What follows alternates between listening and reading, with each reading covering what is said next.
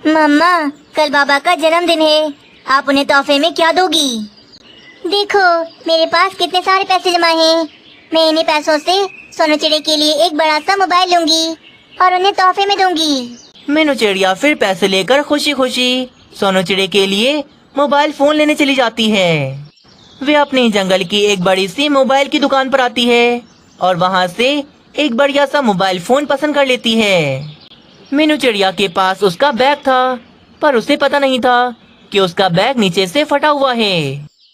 मीनू चिड़िया वे mobile phone bag के अंदर रखती है, पर वे बैग फटा होने की वजह से वे मोबाइल फोन तो बैग के अंदर से निकल जाता है। बुलबुल भोजन की वजह से परेशान थी। वे जंगल में यहाँ वहाँ भटक रही थी। तभी उसे एक जगह पर मीनू चिड़िया का वे मोबाइल फोन नजर आता है। थोड़ी देर के बाद तोते के जाने के बाद बुलबुल दोबारा से उस मोबाइल के पास आती है। तभी वहाँ पर बॉल से खेलता हुआ उल्लू सेठ का बेटा आ रहा था। बुलबुल दोबारा से झाड़ियों में जाकर छुप जाती है। उल्लू सेठ का बेटा भी उस मोबाइल फोन को देख लेता है। अरे, ये तो वही मोबाइल है जिसकी मैं बाबा से जिद कर रहा था कि मुझे दिला दो, पर बाबा ने मुझे नहीं दिलाया। वे फोन उठाकर उल्लू सेठ का बेटा अपने हाथ में पकड़ लेता है। अगर मैंने ये बड़ा सा मोबाइल अपनी मम्मा को जाके दे दिया तो मम्मा को बुरा लगेगा कि मैंने चोरी की, और फिर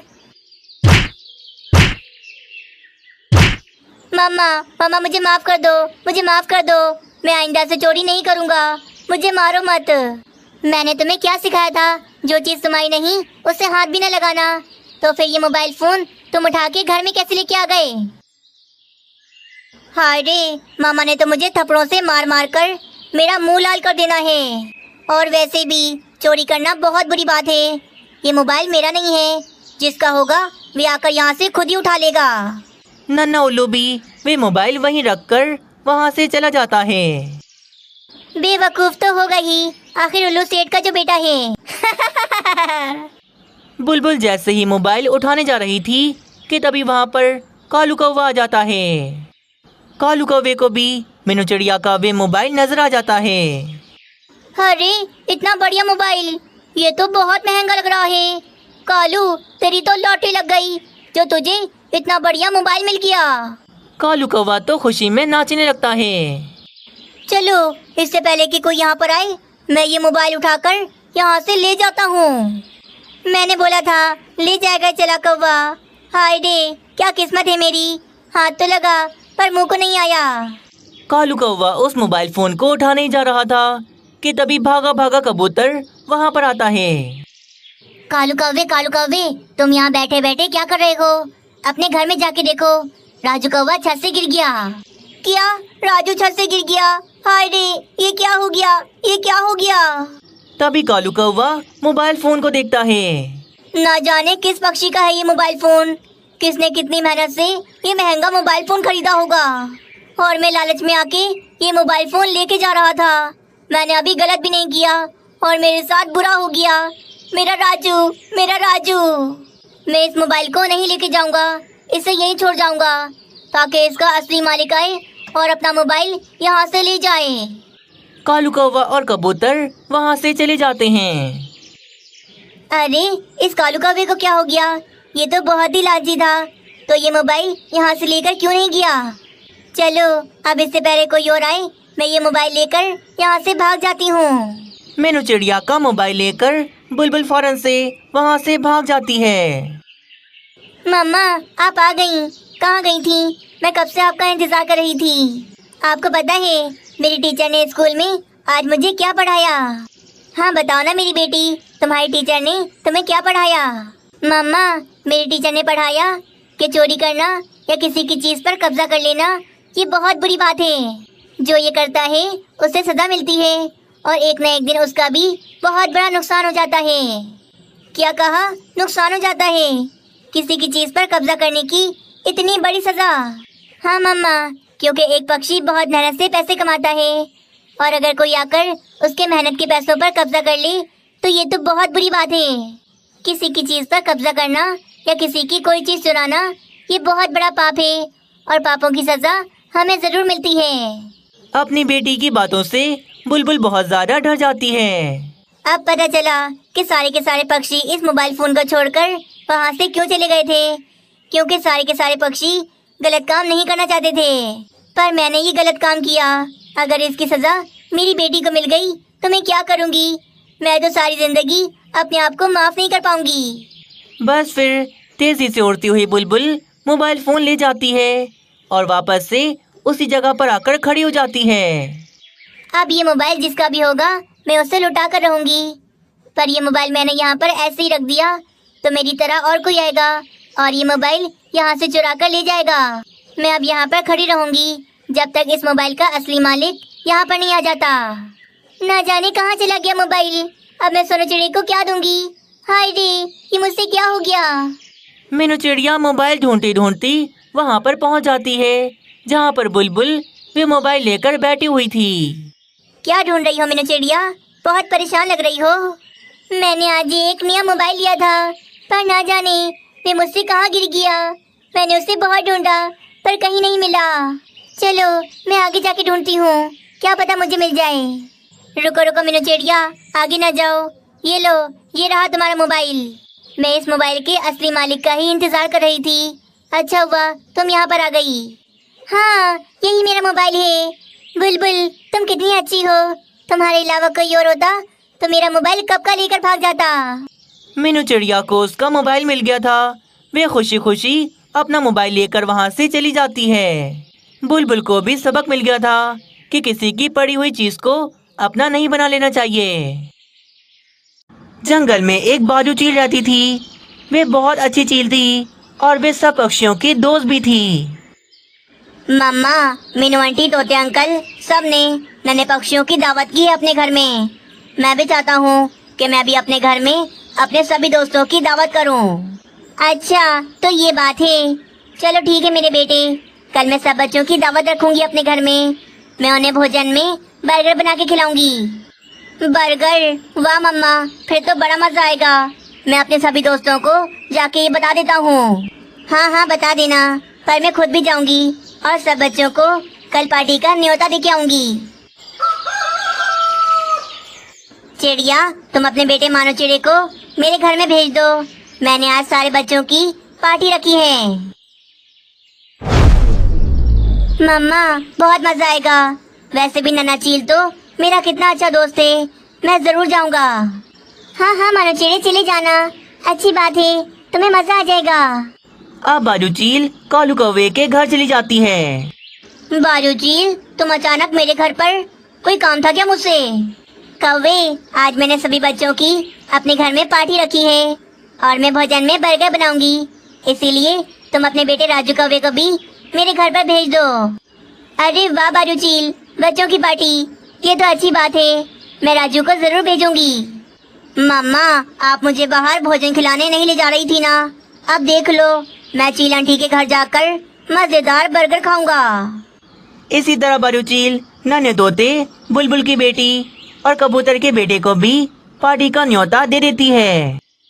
बाजू चील फिर एक दुकान पर आती है और वहाँ से बर्गर के बन खरीद लेती है। अरे बाजू चील, इतने सारे बन का क्या करोगी? तुम्हारा तो बस एक ही बेटा है। हाँ, मेरा तो एक ही बेटा है, पर मेरे बेटे के बहुत सारे दोस्त हैं। इसीलिए आज मैंने उन सभी दोस्तों की अपने घर में बर्गर पार्टी रखी है। अरे वाह, बच्चों की पार्टी कर रही हो। वाकई में बाजू चील, तुम बाकी चीलों से बहुत ही अलग हो। जंगल के बच्चों से तुम इतना प्यार करती हो। हाँ तो क्यों ना करूँ, जंगल के सभी पक्षी मुझे अपना समझते हैं, इसीलिए मैं उनके बच्चों से भी बहुत प्यार करती हूँ। बाजू चील बर्गर के बन लेकर वहाँ से चली जाती है और घर पर आकर वे बर्गर बनाने की तैयारियां करती है। थोड़ी देर में शाम हो जाती है। सारे बच्चे भी बाजू चील के घर में आ जाते हैं। रानी, राजू कहाँ है? क्या वे बाजू चील के घर चला गया? हाँ हाँ चला गया, बहुत ज्यादा खुशी खुशी गया है। और यहाँ पर हमने अपना प्लान बना लिया। हमारा कौन सा प्लान? राजू वहाँ पार्टी करेगा तो हम यहाँ बैठे बैठे क्या करेंगे? इसीलिए मैंने सोचा मैं आज टीवी पर बढ़िया सी मूवी लगाऊंगी। हम पॉपकॉर्न खाते खाते मजे से मूवी देखेंगे। अच्छा अच्छा, तुम पॉपकॉर्न बनाओ जाके, तब तक मैं मुँह हाथ धो के आता हूँ। रानी कौवी रसोई में चली जाती है पर कालू कौवे का दिल बहुत ज्यादा बेचैन था। बारू चील वैसे तो हमारी दोस्त थे, परंतु वे एक चील भी है। मुझे उस पर ऐसे भरोसा नहीं करना चाहिए। कहीं उसने धोखे से हमारे बच्चों को पार्टी में तो नहीं बुलाया। नहीं नहीं, मैं अपने राजू की जान खतरे में नहीं डाल सकता। मुझे बारू चील पर नजर रखनी होगी, और नजर रखने के लिए मुझे उसके घर पे जाना होगा। कालू कौवा बिना कुछ बताए वहाँ से चला जाता है और छुपके से खिड़की से वे बारू चील की रसोई में आकर छुप जाता है। खाओ बच्चों, तुम्हारी चील आंटी ने बहुत प्यार से बर्गर बनाए हैं। खाओ खाओ, पेट भर कर खाओ। चील आंटी, आप बहुत अच्छी हो, हमारा बहुत ख्याल रखती हो। हाँ चील आंटी, आपने ये बर्गर बहुत मजे का बनाया है। मैं तो 2 खाऊंगा। जितने खाने हैं उतने खाओ। ये सारे बर्गर तो मैंने आप सबके लिए बनाए हैं। कालू कौवा ये सब देखकर पुरसुकून हो जाता है। मैं बिला वजह ही बारू चील पर शक कर रहा था। ये तो हमारे बच्चों का कितने अच्छे से ख्याल रख रही है। बर्गर की सुगंध पूरे घर में फैली हुई थी। कालू कौवे को तो अब भूख लग जाती है। कितनी बढ़िया सुगंध आ रही है। अच्छा हुआ बारू चील ने ये सारे बर्गर यहाँ रसोई में रखे हैं। अब मैं भी इनमें से एक बर्गर खा लेता हूँ। कालू कौवा फिर मजे से एक बर्गर खा लेता है। बर्गर खाने के बाद तो उसे बहुत ज्यादा नींद आ रही थी। वे तो रसोई में ही सो जाता है।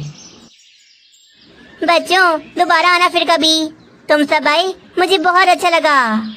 सारे बच्चे फिर बारू चील के घर से चले जाते हैं। भोजन तो हमने पेट भर कर खा लिया। क्यों ना दोस्तों, हम नदी के किनारे खेलने जाएं। वहाँ ठंडी ठंडी हवा आएगी, बहुत मजा आएगा। हाँ यार, वैसे मेरा भी मन कर रहा है। वैसे भी हमारे मामा पापा को क्या पता चलेगा कि हम नदी के किनारे गए हैं। चलो चलो, सब चलते हैं। वैसे अगर हम अपने घर में बता दें तो ये ज्यादा अच्छा रहेगा। अगर हमें आने में देर हो गई तो हमारे घर वाले तो परेशान हो जाएंगे। अरे मानो चिड़े, तुम तो हमेशा डरते ही रहना। बड़े हो जाओ, बड़े हो जाओ। मीनू आंटी तुम्हें कुछ नहीं कहेंगी। बस फिर क्या, सारे बच्चे बिना बताए नदी के किनारे चले जाते हैं। कितनी देर हो गई, ये राजू कहाँ रह गया? कालू जी का भी नहीं पता नहीं कहाँ चले गए। मूवी देखने का प्लान बनाया था, वो भी रह गया। वहीं दूसरी तरफ मीनू चिड़िया, बुलबुल और तोता भी बारू चील के घर पर आ जाते हैं। बारू चील, इतनी लंबी पार्टी कैसे हो गई? मैं कब से मानो चिड़े का इंतजार कर रही थी। कहाँ हैं सारे बच्चे? अरे हाँ, रात होने वाली है। मेरा बेटा तो अभी तक घर नहीं आया। कहाँ हैं सारे बच्चे? मुझे क्या पता पक्षियों, बच्चे तो यहाँ से सारे कब के जा चुके हैं। क्या? पर बच्चे तो हमें से अभी तक किसी के घर नहीं आए। हाँ, मैंने तो बच्चों को जंगल में भी नहीं देखा। बच्चे अगर तुम्हारे घर में नहीं हैं, तो सारे बच्चे कहाँ चले गए? बारू चील, कहीं तुम हमसे झूठ तो नहीं बोल रही? तुमने हमारे बच्चों के साथ कुछ बुरा तो नहीं कर दिया?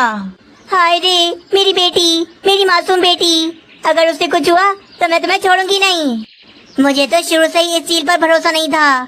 आखिरकार वे दिन आ ही गया और इस चील ने हमें डस लिया। मेरा विश्वास करो, मैं भला तुम्हारे बच्चों को नुकसान क्यों पहुंचाऊंगी? वो सारे बच्चे तो मेरे बेटे के दोस्त हैं। ऐसा कैसे कर सकती हो? कैसे कर सकती हो? हमने तुम पर भरोसा किया था, तुम्हें अपना दोस्त बनाया था। सारे पक्षी बारू चील को पकड़ लेते हैं और उसे रस्सियों से बांध देते हैं। मार दो, इसके बेटे को भी मार दो।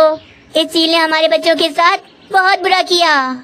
मम्मा, मेरी मम्मा, छोड़ दो, मेरी मम्मा को छोड़ दो। तोता नन्हे चील को मारने ही जा रहा था, तभी कालू कौवा नींद से उठता है और बाहर आ जाता है। आज तो बड़े मजे की नींद आई। अरे ये क्या? सारे पक्षी यहाँ बारू चील के घर पर। कालू जी, देखो ना, हमारे राजू को मार दिया।